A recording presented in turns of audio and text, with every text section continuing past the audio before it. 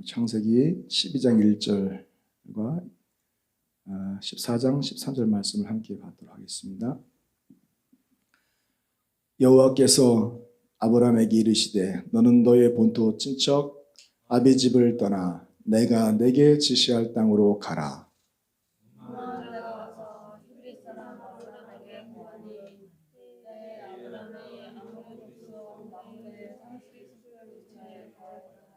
아멘. 할렐루야. 우리는 추석에 무엇을 기리는가?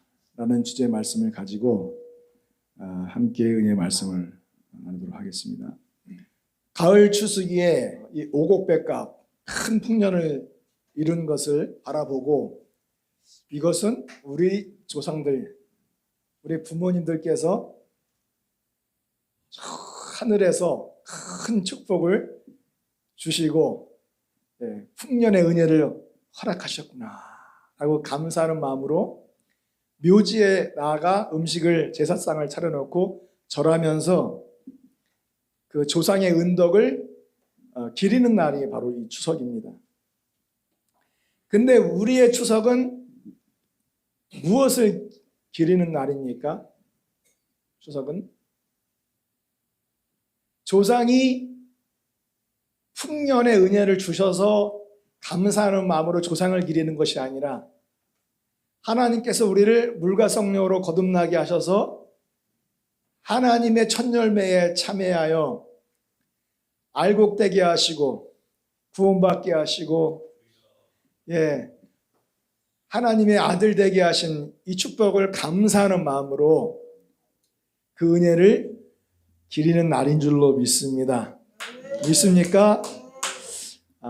특별히 우리가 이 아브라함의 삶을 바라보면서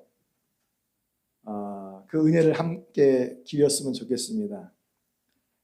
성경에서는 이 아브라함에게 큰 은혜를 주셨습니다.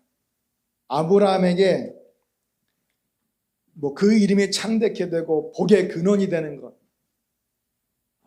그리고 어디로 가든지 하나님께서 이 아브라함과 함께 하시겠다는 것을 약속하셨습니다. 그런데 특별히 감사하고 감사할 일 중에 하나는 하나님께서 이 아브라함의 후손을 통해서 모든 민족이 구원을 얻는 복을 허락하시겠다는 약속이 바로 그것인 줄로 믿습니다. 그래서 우리는 믿음으로 아브라함의 그 계보에 참여한 하나님의 축복된 자녀들이 되기를 원합니다. 아브라함이 받은 이 놀라운 축복들을 함께 누릴 수 있는 그 존귀한 자리에 서 있기를 원합니다. 아멘. 하나님께서 아브라함에게 큰 복을 주시겠다고 약속하셨습니다. 이것은 무엇이냐? 내 씨로 크고 성하여 하늘의 별과 같고 바다의 모래와 같게 할 것이다. 그러니까 아브라함의 후손을 이렇게 왕성하고 번창하고 이게 큰 민족이 되게 하시겠다. 그렇게 말씀을 하고 계시는 거예요. 여기에서 씨는, 아브라함의 씨는 후손들을 말하겠죠. 그런데 그 후에 나오는 씨가 두 개가 더 나오는데요. 그 중에 내 씨가 그 대적의 문을 얻을 것이다. 수많은 별과 같은 아브라함의 그 후손들 중에서 특별히 한 씨가 나오는데 그 씨는 그리스도 예수라는 말이죠. 그리스도 예수. 그 씨로 말미암아, 그 예수 그리스도로 말미암아 천하 만민이 복을 얻을 것이다. 하나님께서 아브라함에게 약속하신 이 언약입니다. 이 언약은 틀림이 없습니다. 거짓이 없습니다. 반드시 완전히 이루어질 하나님의 언약의 말씀이란 것이죠. 그래서 여기서 아브라함이 손가락을 이렇게 새끼손가락을 내밀고 있어요. 하나님 약속인 언약입니다. 반드시 지켜주십시오. 여기서도 보시면 하나님이 아브라함에게 이르되 이삭에게서 나는 자라야 내 씨라 칭할 것임이라 이렇게 말씀하셨거든요. 그러니까 아브라함의 후손들 중에서 이스마엘이 아니라 누구요? 약속으로 얻은 아들 이삭을 통해서 낳는 자라야 내 씨라 칭할 것임이라. 그 이삭 계보를 통해서 나오는 분이 누구세요? 예수 그리스도이십니다. 그래서 갈라디아서 사도 바울이 그 시의 정체가 누군지 정확하게 밝혀주고 있습니다. 이 약속들은 아브라함과 그 자손에게 말씀하신 것인데 여럿을 가리켜서 그 자손들, 후손들이라고 말하는 것이 아니라 오직 하나를 가르쳐서 내 자손이라 하셨으니, 내 씨라 하셨으니 곧 누구라? 그리스도라. 아멘. 할렐루야. 그래서 예수 그리스도로 말미암아 모든 민족이 구원 얻는 축복에 참여하는 것입니다. 그러므로 인하여 아브라함의 그 계보가 아브라함이 얼마만큼 큰 믿음의 조상이 되고 복의 근원이 되었는지를 성경을 통해서 우리에게 일러주시는 것이죠. 그래서 우리도 아브라함처럼 예수 그리스도의 계보에 속하여, 아브라함의 계보에 속하여 그 축복을 얻는 것이 참으로 중요하죠. 그 축복을 받으려면 어떻게 해야 할 것인가? 어제 잠깐 방송을 트니까 그 얘기가 나오더라고요. 전 세계적으로 어떤 단체에서 앙케이트 조사를 했는데요. 전 세계 수많은 그 나라들이, 그 사람들이, 그 백성들이 당신의 삶에 있어서 가장 의미 있는 것은 무엇입니까? 라고 질문을 했더니 뭐라고 했는지 아십니까? 그 첫 번째가 공통적이에요. 전 세계가 동일하게 가족들과의 삶이 가장 내 삶에 있어서 가장 의미 있는 것이다. 그렇게 얘기를 하더라고요. 그런데 유독 대한민국만, 그러니까 수많은 수백 수천의 민족들 중에서 독보적으로 우리나라 국민들만 당신의 삶에 있어서 가장 의미 있는 것이 무엇입니까? 라고 질문을 했더니 달라요. 우리나라 사람들은 그 첫 번째가 가장 의미 있는 게 물질적인 풍요라고 얘기해요. 우리는 돈만 있으면 되는 거예요. 돈만 있으면 그냥 다 행복도 사고 갖고 싶은 거 다 사고 누릴 거 다 누릴 수가 있기 때문에, 의미 있는 거 다 가질 수가 있기 때문에 돈만 있으면 된다, 이렇게 얘기를 하는 거죠. 참 독특하다라는 생각을 좀 하게 됐는데, 여러분, 우리가 오늘 이 추석을 맞이해서 여러분들의 삶에 있어서 가장 의미 있는 것이 무엇일까요? 여러분들도 그렇게 답해 주시겠습니까? 우리는 예수 그리스도와 함께하는 삶이 가장 의미 있는 삶인 줄로 믿습니다. 아멘. 예, 그래서 하나님께서 갈대아 우르에서, 바벨론 갈대아 우르에서 살고 있던 아브라함을 불러내서 내가 내게 지시할 땅으로 그렇게 가라 말씀하십니다. 예, 그래서 예수 그리스도로 말미암는 그 복을 아브라함에게 주시기 위하여 가장 첫 번째로 뭐라고 하신 것입니까? 시작.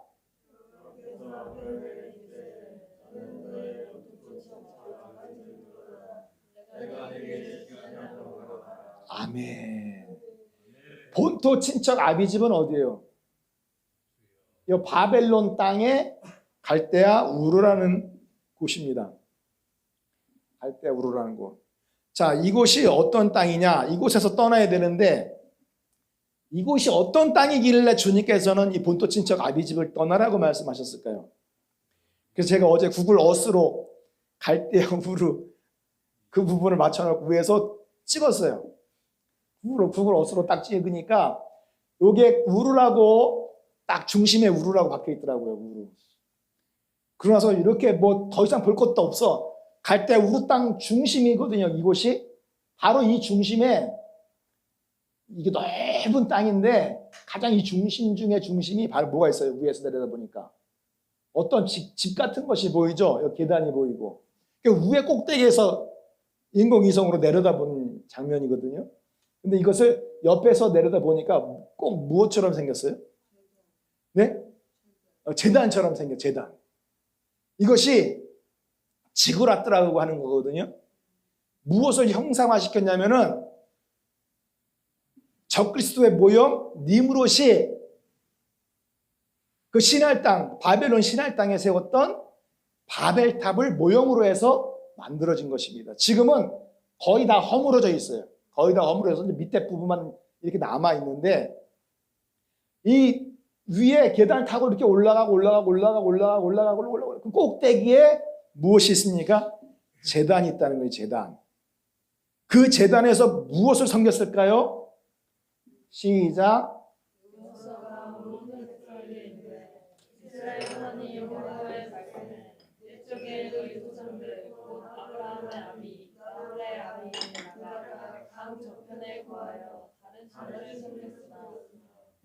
이 강 저편, 이 강은 유브라데스 강, 그 강 저편 갈대아 우르에서 다른 신들을 섬겼다 그렇게 말합니다. 그러니까 신들을 제사하는, 신들 앞에 제사하는 바로 제단이 바벨탑이고 지구라트입니다. 지구라트. 그럼 이곳에서 갈대아 우르인들, 이 바벨론 사람들은 누구를 섬겼을까요? 적그리스도의 모형 니므롯을 섬겼습니다. 니므롯을 하나님으로 섬겼어요. 그의 아내 세미라미스를 하늘 황후 신으로 섬겼습니다. 그의 아들 마루둑을 아들 하나님으로 섬겼습니다. 이 마루둑 아들 하나님 그리고 이 하늘 황후를 섬기는 것은 이미 구약 성경에 다 기록되어 있어요. 이것은 거짓이 아니라 실제적인 역사적 사건입니다. 그 꼭대기에서 섬겼던 것이 바로 삼위일체신을 섬긴 것입니다. 그래서 하나님이 그 바벨탑에서 그 바벨탑을 꼭대기까지 쌓으려고 하는 그들을 다 흩으셨죠. 언어를 흩어가지고 다 흩어버렸어. 전 세계로. 그들이 이집트로 흘러 들어가서 그곳에서 무엇을 섬겼습니까? 삼위일체를 섬겼는데 니므롯이 바로 이시스예요.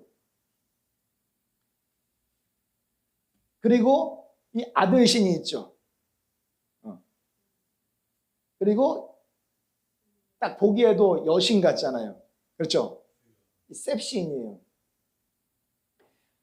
자, 이 삼신을 하나님으로 섬긴 거예요. 태양신으로 섬겼어요.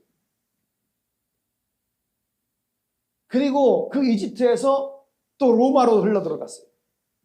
그 로마에서 하나님은 아버지 하나님이라고 하지만 결국은 그 아버지 하나님이 바벨론 삼신 사상에서 나온 교리예요. 누구예요? 니므롯이에요. 그 아들 하나님이에요. 예수 그리스도 아들 하나님이라고 하는 것인데 이것은 바벨론의 마루둑의 현신이에요. 그리고 여기 성령은 비둘기로 표현되어 있어요. 근데 로마 가톨릭에서는 신을 하나 끼워 넣었는데 여신을 끼워 넣었죠. 그게 누굽니까? 그 성모 마리아라고 하는 여신을 끼워 넣었어요. 그래서 삼위일체를 이렇게 만들어낸 것입니다. 그래서 이것이 로만 가톨릭에 있는 이 신관이 기독교에까지 흘러 들어왔어요. 그래서 기독교에서는 형상을 만들 수가 없기 때문에 그림으로 하나님이 어떠한 분인지를 말씀하고 있는 거예요.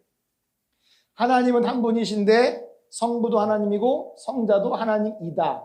성령도 하나님 이다. 그런데 성부 하나님은 성자 하나님과 is나 다르다. 성부는 성령과 다르다. 성령과 성자도 다른 하나님이다. 그러니까 세 분의 하나님이 한 분으로 연합된 존재가 바로 이 삼위일체라는 것이죠. 이게 초대교회가 이해한 삼위일체 도표라고 기독교에서 말을 하고 있지만 그 누구도 초대교회의 12 제자들이 바울 사도가 다니면서 복음을 증거할 때 그들이 증거한 하나님은 이런 하나님이 아니었어요. 이것은 기독교가 일명 전문적인 용어로 개뻥을 친 거예요. 그래서 수많은 사람들을 이게 속이고 있다는 것이죠. 이 삼신 삼위일체의 신과는 이미 오래전 니므롯 시대부터 있어 왔었던 사악한 적그리스도의 교리라는 것입니다. 여기서 나오라는 거예요. 너의 본토 친척 아비집은 이 삼위일체를 섬기는 그런 가정이기 때문에 그 신관을 믿고 살면 죽는다라, 저주받는다, 지옥 간다라, 축복을 받지 못한다라는 거예요. 그러니 그곳에서 나오라고 하나님께서 아브라함을 불러내신 줄로 믿습니다. 사랑하는 성도 여러분, 여러분들도 삼위일체 신관에서 다 이미 나온 분들인 줄로 믿습니다. 그게 정말 감사한 일이고, 삼위일체 신관에서 나와서 유일하신 하나님을 섬기는 신관을 붙들고 사는 것이 우리에게 있어서 얼마나 의미 있는 삶이냐, 이게 얼마나 귀한 삶이냐. 이게 수백억을 들여도 살 수 없는 진리인 줄로 믿습니다. 예, 이 말씀이 귀가 열려서 듣게 하시고 눈이 열려서 유일하신 하나님을 영으로 볼 수 있는 눈을 가진 것은 정말로 가장 가치 있는 보배인 줄로 믿습니다. 아멘. 자, 그리고 두 번째로 우리가 예수 그리스도로 말미암아 그 복을, 아브라함에게 흘러 들어온 그 복을 우리가 얻으려면은 어떻게 해야 됩니까? 시작.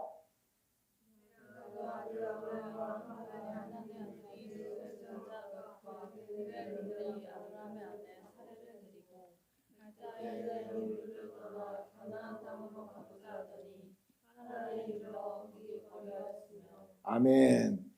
하나님께서 아브라함을 불러내서 지시한 그 땅은 지시할 땅, 내가 내게 지시할 땅으로 가라라고 말씀하셨을 때 그 지시한 땅은 어디예요?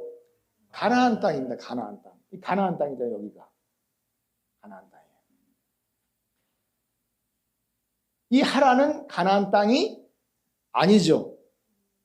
하란은 가나안 땅이 아닙니다. 강을 건너지 않고 있었던 이 하나는 가나안 땅이 아닙니다. 오늘날의 이 부분이 이제 터키 지역인데, 이 가나안 땅은 무엇을 예표하는 거예요? 그렇죠. 천국과 교회를 예표하는 곳인 줄로 믿습니다. 아멘. 예. 그런데 중간에 멈춘 거예요. 하나안 땅은 가나안 땅이 아닙니다. 그런데 위에서 내려다봤거든요. 요즘 구글어스가 너무 잘 되어 있어요. 위에서 쫙 내려다보니까 이 아래쪽으로는 유브라데 강이 흐르고 위로는 티그리스 강이 흘러요.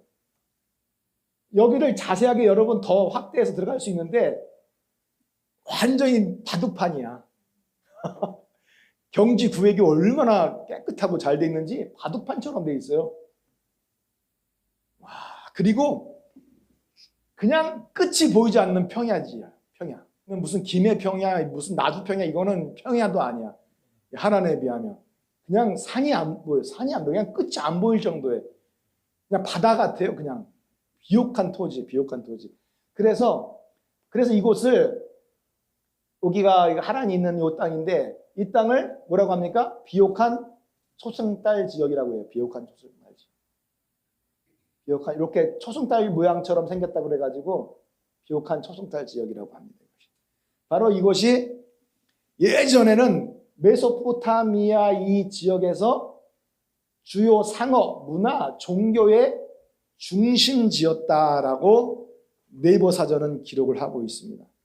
그리고 이것은 아브라함이 가나안에 도달하기 전에 일시적으로 머물렀던 곳입니다. 그래서 더 검색을 하니까요, 세계 무슨 테마 기행해가지고 이 터키를 이게 카메라를 가지고 찾아다니면서 문화 유적지를 보여주더라고요. 보니까 여기가 하란 땅 중에 일부인데 이들이 사는 집이 되게 모양이 좀 특이했어요. 꼭 무슨 이 벌집 모양처럼 그렇게 돼 있더라고요. 그래서 여름에는 시원하고 겨울에는 따뜻한 그런 구조를 가지고 있다고 그렇게 얘기를 합니다. 그러니까 지금 이 사람들이 이렇게 살고 있는데요. 데라가 언제까지? 나이가 205세가 되어 하란에서 죽을 때까지 이곳에서 사는 거예요. 이곳에서. 그러니까 아브라함은 어떻게 했습니까? 아브라함은 이곳이 이 하란은 하나님께서 가라라고 지시한 땅이 아니기 때문에 이곳에 머물러 있을 수가 없었던 것입니다. 그런데 아버지 데라는 이곳을 떠나고 싶지 않은 거예요. 왜?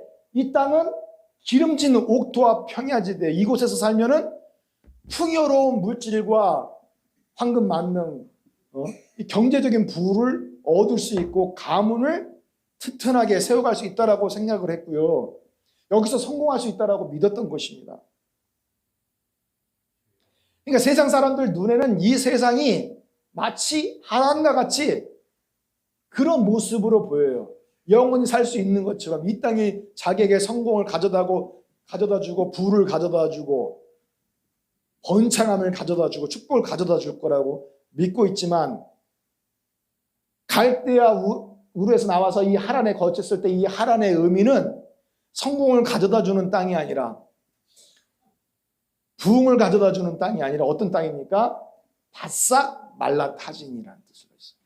말라 죽는 땅이에요. 그리고 뜨겁다 불타다예요. 그러니까 세상 갈대아 우르에서 나와서 하나님의 나라로 향하여 나아가지 않으면 이 세상은 하란처럼 우리의 영은 점점 말라갈 거라는 거예요. 점점 말라가요. 사단이 물 없는 곳으로 다녀요. 그러니까 말라 죽는 거예요. 영적으로 말라 죽는 거예요. 바짝바짝 말라 터져요. 그러다가 결국은 뜨겁고 불타는 곳으로 들어가게 되는 거예요. 그러니까 데라는 하란에서 그렇게 살다 죽어 결국은 이 하란이 의미하는 곳으로 들어갔을 겁니다. 여러분들도 이 세상, 이 하란이 우리에게 풍요로움을 줄 거라고 상상하고 이곳에서 무엇인가 얻기 위하여 하나님을 내팽개치고 교회를 내팽개치고 신앙을 내팽개치고 말씀을 내팽개치고 받은 은혜를 내팽개치고 구원과 진리의 복음을 내팽개치고 이렇게 머물러 있기를 원하십니까? 그 주여 노맨입니다. 자, 여러분들의 가정이 하나님 앞에서 복된 가정이 되기를 원합니다. 예, 그러기 위해서는 하란을 어떻게 해야 돼요? 떠나서 하나님께서 지시하는 곳으로 가라는 거죠. 거기가 바로 교회요. 거기가 바로 하나님의 나라인 줄로 믿습니다. 그래서 성경에서 보니까 세 번째로 우리가 이 아브라함을 통해서 받은 이 복을 우리가 누리기 위해서는 먼저 강을 건너야 되는 거예요. 강을. 이 하란에서 강을 건너야 돼요. 강을 건너서 지시하는 곳으로 가라. 창세기 14장 13절에 보니까 아브라함을 어떤 사람이라고 얘기해요? 히브리 사람이라고 얘기합니다. 히브리 사람. 우리는 대한민국 사람이다 그러죠. 대한민국 사람. 그런데 아브라함은 히브리 사람. 여러분, 이 히브리란 말이 이불입니다. 이불이. 성경을 딱 들어가 보면 이불이에요. 하이불이에요. 이불인데 이 말이 에베르에서 나온 말이에요. 건너편이라는 곳에서 나온 말이에요. 아브라함은 건너편. 어떤 건너편? 강 건너편에서 우르에서 여러 신들을 섬기고 살았다 이렇게 얘기하잖아요. 건너편, 강 건너편에서 어떻게 된 거예요? 이 에베르는 또 아바르에서 나온 말이에요. 아바르에서 파생되어 나는데 아바르는 이 원래의 뜻이 건너갔다라는 거예요. 그러니까 강 건너편에 살다가 하란으로 옮겼다가 하란에서 넘어 들어온 거예요. 그 강 건너편에서 넘어 들어온 거예요. 건너가다, 넘어오다. 그리고 이 옛날 이 고향을 멀리하고 떠나는 거예요. 그리고 이곳에서 벗어나는 거예요. 그리고 바치다라는 뜻을 가지고 있는 단어가 바로 이 아바르입니다. 그러니까 사랑하는 성도 여러분, 할렐루야. 그럼 여기서 말하는 거 중요하죠? 그러면 강 건너편에서 이렇게 넘어 들어와야 돼요. 멀리 해야 돼요. 벗어나야 돼요. 그리고 받쳐져야 돼요. 이것은 무엇을 의미하는 거예요? 강을 건너는 것, 이 히브리, 이것은 뭘 보여주는 거예요? 이 사람들이 히브리 사람이라는 것은 뭘 보여주는 거예요? 이 사람들이 이 아브라함은 복음을 예표하는 사람이라는 것을 알 수 있죠. 그죠? 복음을 미리 예표하는 사람이에요. 왜? 복음은 예수 이름 침례를 통해서, 물 침례를 통해서 세상에서 하나님의 나라로, 교회로 건너가는 사람이에요. 그죠? 세상 영역에서 하나님의 나라 영적 영역으로 넘어가는 사람이에요. 그리고 세상을 이제 멀리하는 사람들이에요. 그리고 죄와 사망과 사탄 권세에서 예수 이름 침례를 받음으로 말미암아 죄의 사함을 받고 완전히 해방되고 벗어나는 것입니다. 그렇게 됨으로 인해서 온전히 하나님 앞에 바쳐진 하나님의 자녀들이 되고 하나님의 백성이 되는 거예요. 그 사람들이 바로 히브리 사람들이고 우리가 영적으로 히브리 사람들인 줄로 믿습니다. 우리가 영적으로 히브리 사람들이라는 거예요. 자, 그래서 고린도서 10장 1절에서 2절에 보니까 형제들아 너희가 알지 못하기를 내가 원치 않으니 시작. 우리 조상들이 다 불만을 입고 바다 가운데로 지나며 모세에게 속하여 다 구름과 바다에서 침례를 받고. 아멘. 예, 할렐루야. 그래서 여러분 홍해바다 치면은 인터넷은 이런 이미지들이 뜨잖아요. 자, 그래서 자, 이런 이미지는 결국은 무엇을 말씀을 하고 있는 것입니까? 모세가 이스라엘 백성들을 이끌고 홍해바다를 건너는 것이 사도 바울의 관점에서 봤을 땐 그것이 뭐 하는 행위였어요? 예수 그리스도 이름으로 침례를 받는 것이었다라는 것이 침례를 받는 거. 예수님을 침례 받는 것을 미리 1500년 전에 하나님이 모세를 통해서 우리에게 미리 보여주신 것입니다. 예수 이름 침례는 이와 동일한 효과가 있다라는 것이죠. 동일한 효과야. 자, 애굽 땅 이집트에서 하나님이 지시한 곳으로 넘어 들어가잖아요. 그렇죠. 애굽과 멀어지는 거예요. 애굽은 세상이에요. 바로는 사단이에요. 죄와 사단이 다스리는 곳에서 하나님이 지시한 곳으로 넘어 들어가는 거예요. 애굽으로부터 완전히 멀어지는 거예요. 이거 하나님 앞에 완전히 드려지는 하나님의 자녀들이 되는 것입니다. 그죠? 그래서 우리가 이 예수님을 침례받을 때 뒤따라오는 이 애굽 사람들이, 애굽 군대들이 다 그냥 수장된 것처럼 여러분들을 뒤따라오던 죄가, 그렇죠? 죄가 어떻게 되는 거예요? 다 수장되는 거예요. 예수로 침례받을 때 죄가 완전히 수장되는 거예요. 죄로부터 벗어나는 거예요. 해방되는 거예요. 건짐을 받는 거예요. 하나님의 아들로 들려지는 것입니다. 아멘. 여러분들을 붙들고 있는 악한 사망 권세가 깨지는 거예요. 수장되는 거예요. 사망 권세로부터 부활하는 축복의 자리로 나아가는 것입니다. 이게 놀랍도록 예수 그리스도의 이름으로 받는 그 물침례를 상징적으로 보여주고 있다는 것이죠. 여러분, 그래서 우리가 생각해야 될 것은 사람들이 이게 모세가 홍해를 도하는 것이 세례를 보여주는 것인데 이것은 그냥 그림자고 예표일 뿐이지 그냥 상징에 불과한 것이지 그냥 그 형식이 무엇이 중요하겠느냐 그렇게 얘기를 해요. 형식이 뭐가 중요하겠느냐. 이게 세례를 보여주는 상징적인 그림이고 그냥 형식에 불과한 거지 우리가 지금 침례를 받을 때 홍해바다를 건너는 것은 아니지 않느냐 하면서 그 형식을 우습게 생각하는 사람들이 많다라는 거죠.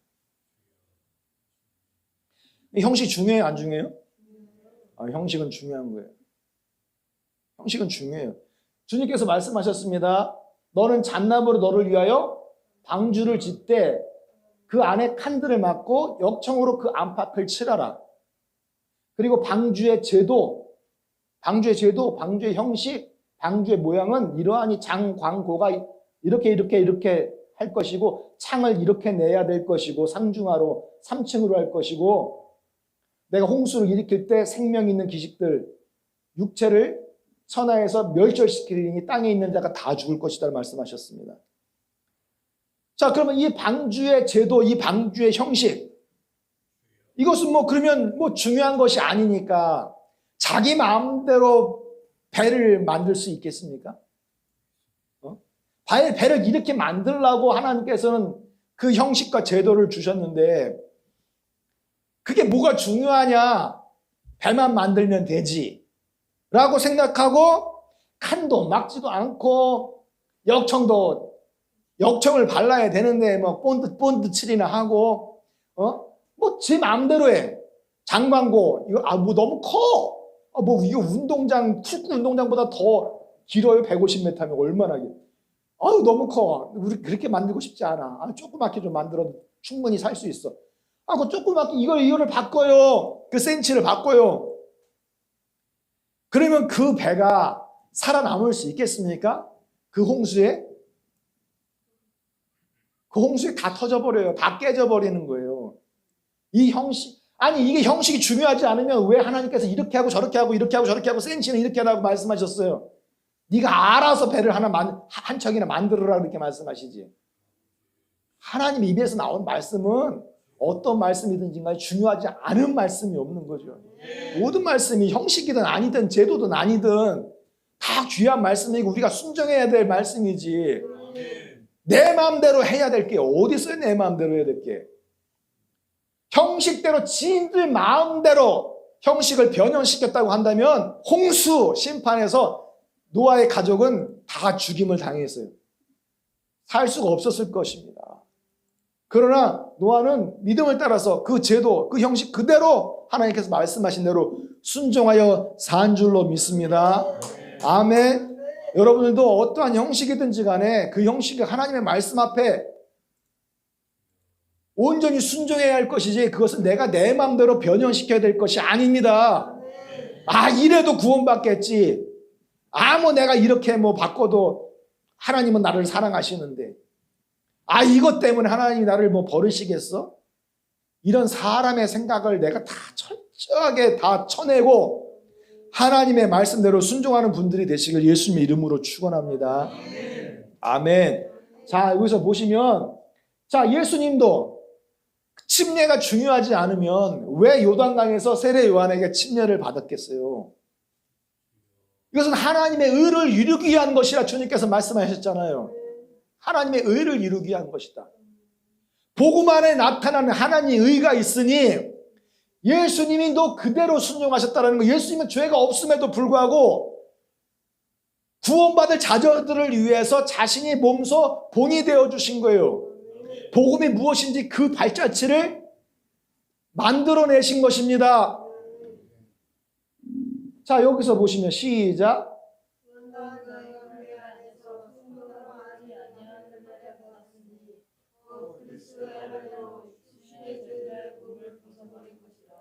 아멘. 자, 여러분, 유대인들은 할례를 손으로 했어요. 손에 돌칼 가지고 남자의 생식기의 포피를 잘랐어요. 그 어린 아이들 난지 8일 만에 그 할례 의식을 행했거든요. 근데 이 아브람, 바로 그때는 아브람이 나이 99세에 처음으로 할례를 했어요. 아브람에 속한 사람들이 종들이 다 남자들이라면 하나도 빠짐없이 모두 다 할례를 행했다는 거예요. 그런데 이 할례는 무엇을 의미하는 거예요? 사도 바울이 너희는 손으로 아브라함처럼 그렇게 할례를 받지 아니하고 곧 그리스도의 할례로 육신의 죄들의 몸을 벗어버렸다고 얘기합니다. 이 그리스도의 할례는 무엇입니까? 손으로 하지 아니한 그리스도의 할례는 예수 그리스도의 이름으로 침례를 받음으로 해서 죄들의 몸을 벗어버린 거예요. 죄로 인해서 심판받을 몸이 벗겨져 나간 거예요. 아멘.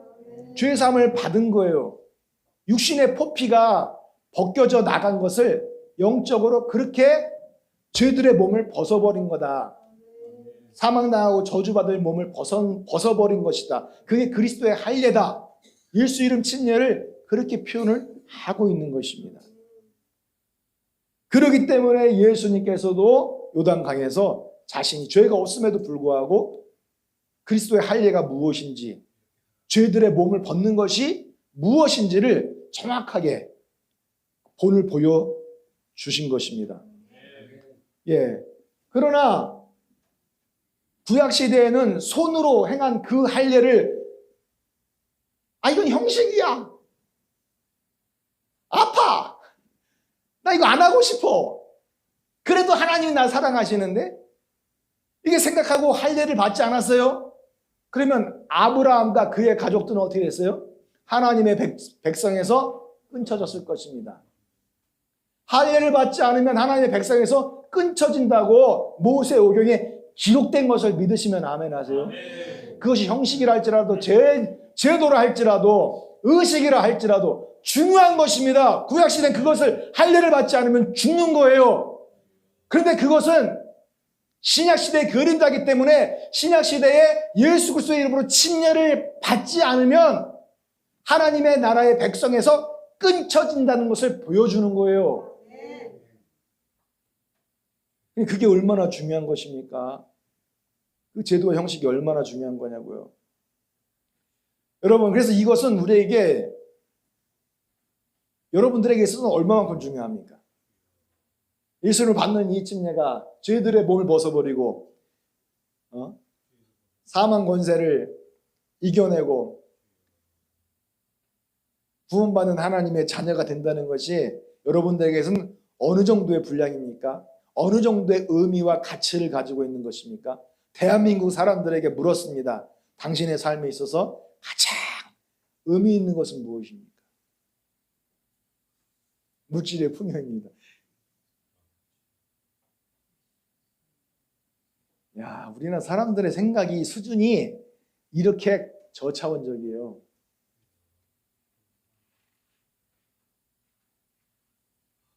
그러나 하나님께서는 가장 고상한 지식이 유일하신 하나님을 아는 진리를 아는 지식인 줄로 믿습니다.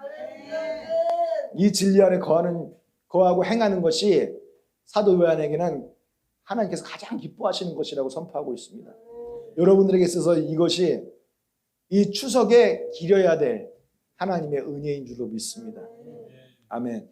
요한복음 6장 3, 4절에 보면은 이렇게 되어 있습니다. 무릇 그리스도 예수와 합하여 침례를 받은 우리는 그의 죽으심과 합하여 침례를 받은 줄을 알지 못하느냐. 그러므로 우리가 그의 죽으심과 합하여 침례를 받음으로 그와 함께 장사가 되었느냐. 자, 이 말씀을 딱 들어보면은 우리들 중에 많은 사람들이 어떻다는 거예요? 침례를 받을 때 그게 예수 그리스도의 죽으심과 합하여 침례받는 것을 알지 못한다는 거예요. 예수 그리스도 합하여 침례를 받음으로 예수 그리스도의 장사와 함께 연합됐다는 사실을 그걸 믿지 않고 세례를 받는 사람들도 많다는 거죠. 우리는 이 말씀을 우리가 지금까지 그렇게 이해를 해왔어요. 그래서 로마서 6장 3절에 이 원어 성경을 잘 들여다보면은 여기에 이게 호소이거든요. 호소이라는 말을 우리는이라고 번역을 했어요. 호소이는 우리는. 그러니까 한국말로 대응을 어떻게 시켰어요? 우리는이라는 말로 대응시켰어요. 근데 이 호소이라는 이 단어 안에는 문법이 있어요. 여기 1인칭 복수기 때문에 우리는이라고 해석을 해야 되는 거예요. 우리는 1인칭 복수기 때문에 1인칭 나잖아. 나 단수는 나예요. 복수는 우리는이에요. 나를 포함하고 있는 우리는이 1인칭 복수예요. 그런데 여기 문법으로는 우리는이라고 표현을 했는데 호소이라는 단어의 뜻이 무엇이냐는 거예요. 그 말이 삭제되어 있습니다.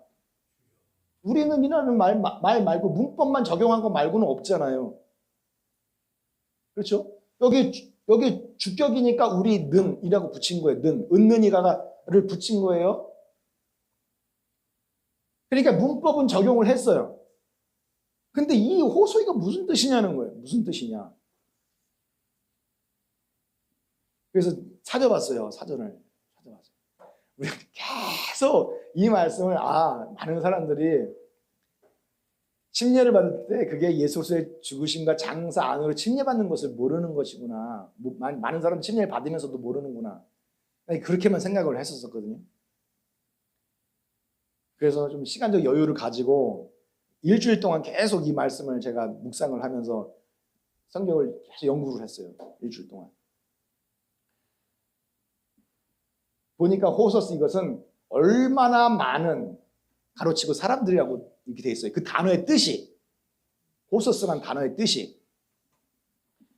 자, 그런데 영어를 보세요. 영어를 보면은 영어 킹제임스 영어 버전 1611년 판을 보면은 so many of us, 우리들 중에 많은 사람들을 말하는 거예요. 우리들 중에 많은 사람들. 그러니까 최소한 영어는 원어를 영어의 문법을 따라서 그리고 이 단어의 뜻이 무엇인지 알고 번역을 했어요. 아, 우리들 중에 많은 사람들이 예수 그리스도의 이름으로 침례를 받을 때 예수 그리스도의 죽으심과 장사에 연합하는 것이구나. 그런데 그것을 사람들이 알지 못하는구나 라고 번역을 했어요. 그런데 영어도 이 1번만 번역을 한 거예요. 1번만. 우리는 여기서 뭘 더 알아야 되느냐면요, 2번을 알아야 돼. 2번을 알아야 돼. 네? 여러분, 우리가 2번은 뭐예요? 얼마만큼 크고 놀랍고 위대한지, as great as라고 되어 있어요. 얼마나 great한지, 얼마나 크고 놀랍고 위대하고 존귀하고 영광스러운 건지, 얼마나 great한 건지. 그렇게 이게 빠져 있는 거예요. 영어 번역이든 한국어 번역이든 이게 빠져 있는 거예요. 그런데 이게 핵심이란 말이에요. 여러분, 그래서 이걸 어떻게 해석을 해야 돼요? 우리가 예수 그리스도 안으로, 예수 그리스도의 죽으심 안으로 들어가서 예수 이름을 침례받는 것, 그리고 그 예수 그리스도 안으로 들어가서 침례받는 것의 디테일, 사람들이 몰라. 예수 그리스도 안으로 침례받는 것을 몰라. 그러니까 여기에 콤마 찍고 그게 뭐냐? 예수 그리스도 안으로 들어가는 거. 예수 그리스도 죽으심 안으로 들어가는 것이다. 복음이잖아요, 복음. 예수의 복음 안으로 들어가서 침례받는 것, 그것이 얼마만큼 그레이트한 건지, 위대하고 놀랍고 영광스럽고 크고 존귀한 것인지 수많은 사람들은 알지 못한다는 거. 수많은 사람들이. 그런데 여기 맨 앞에 여기에 여기 애가 있거든요. 애를 가장 앞에 써놨어. 가장 앞에 써놨어. 그러면 여기 무르시라고 우리는 번역을 해놨지만 이 애는 뭐 어떤 뜻이냐면은 비교 접속사예요. 비교 접속사. 비교 접속사를 맨 앞에 붙여놓은 거야. 그러니까 뭐하고 비교해야 돼?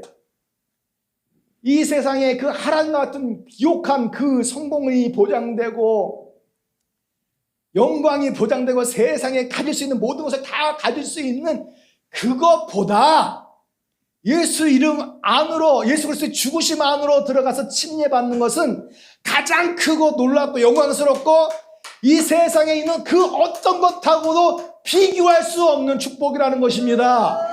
이게 바로 로마서 6장 3절에서 사도 바울이 의도한 거예요. 이것을 제가 지금까지 한마디도 안 했어요. 제가 지금 처음 얘기하는 거예요. 이렇게 깊은 뜻이 숨겨져 있는데 단순하게 한글로만 내가 이해를 하니까 그냥 그러겠거니 하고 넘어갔는데, 참, 할렐루야. 사랑하는 성도 여러분, 여러분들의 삶에 있어서 가장 의미 있는 것이 무엇입니까? as great as, 여러분들에게 as great as, 얼마만큼 가장 뛰어난 것, 어떤 것과 비교할 수조차 없을 만큼 가장 그 의미 있는 게 무엇입니까?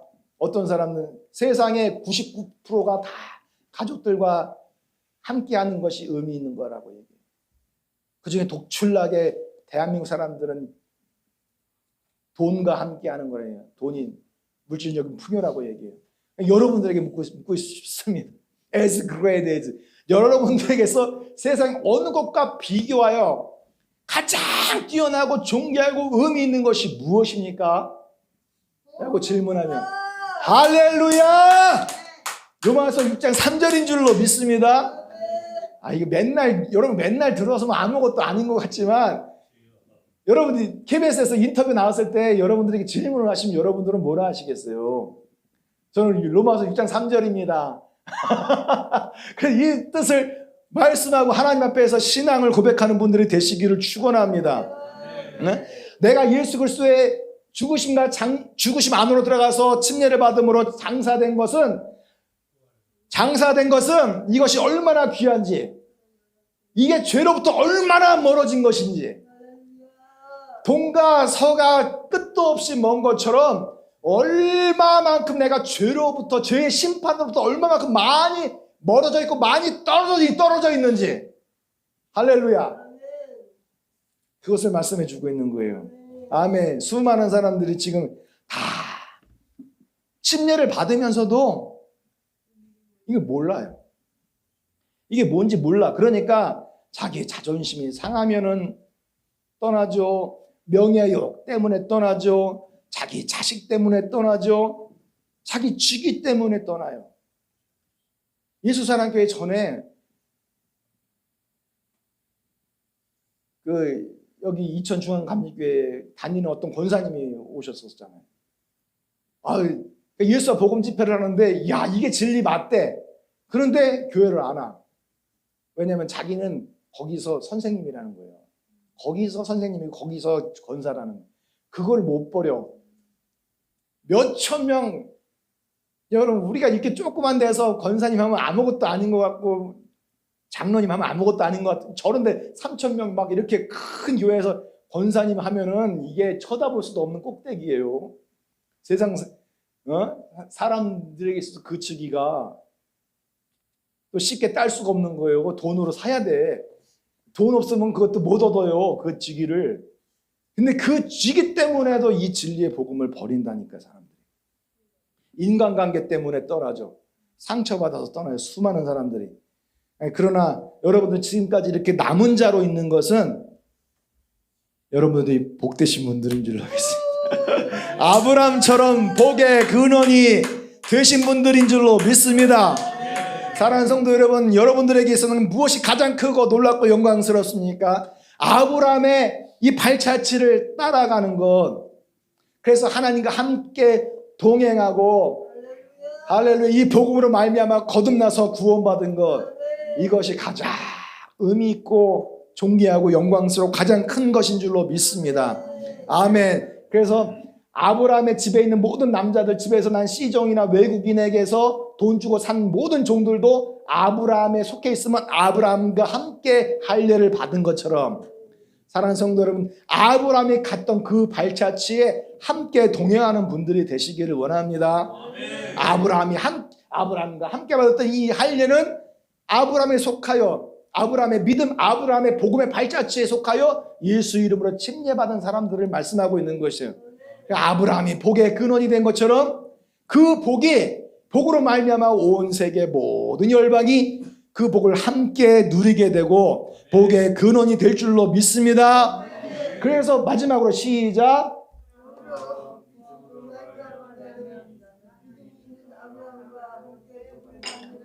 할렐루야. 아멘. 그러므로 믿음으로 말미암은 사람들은 믿음 있는 아브라함과 함께 복을 받는다.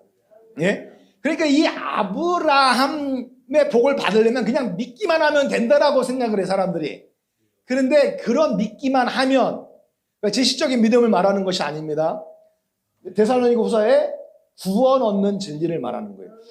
그 믿음도 무엇을 믿느냐가 중요한 것이죠. 응? 뭐 신천지 그것을 믿으면 구원받습니까?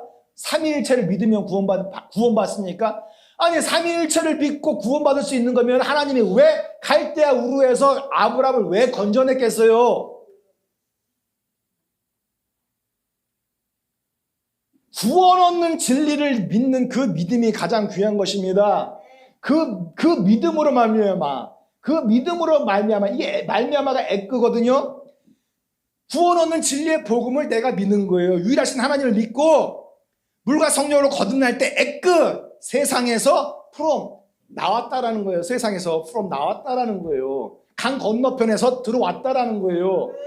그래서 그 믿음이 있는 아브라함이잖아요. 믿음이 아무것도 안 믿는 그런 믿음도 아니고 삼위일체를 믿는 그런 믿음이 아니란 말이죠. 아브라함은 유일하신 하나님을 믿는 믿음이고 물과 성령으로 거듭나는 그 복음을 예표하며 그 발자취를 걸어간 믿음이란 말이에요.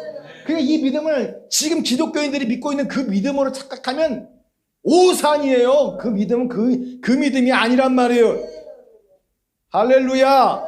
그래서 아브라함이 믿고 있었던 그 믿음, 유일하신 하나님에 대한 그 믿음과 언약의 그 복음을 붙들고 아브라함의 발자취를 따라가는 자들에게 복이 있는 것입니다. 그 복은 as great as예요. 여러분들에게서 가장 최고의 복입니다. 아멘. 세상 어느 것과도 비교할 수 없는 복인 줄로 믿습니다. 그렇게 믿고 아브라함의 그 복을 얻고 그 복에 참여하는 성도님들이 다 되시기를 예수님의 이름으로 축원하고요. 이것이 정말 귀한 복이라는 것을 정말 믿음으로 온 머리끝부터 발끝까지 그 세포에 그냥 그 DNA에 다 그냥 기록되기를 예수님의 이름으로 축원합니다. 아멘. 그 세상에서 어떠한 복을 찾는 그 눈을 감아버리세요. 아멘. 이 세상에서 붙잡는 그것이 복이라고 생각하는 그 생각조차 다 쳐내시기를 원합니다. 여러분들에게 있는 그 참된 복이 무엇인지, 그것을 얻기 위해서 내가 어떻게 해야 될지 오늘 이 말씀을 통해서 교훈을 얻으시고 아브라함과 함께 복의 근원 되시는 분들이 되시기를 우리 주 예수 그리스도의 이름으로 축원합니다. 아멘. 기도하시겠습니다. 할렐루야, 할렐루야.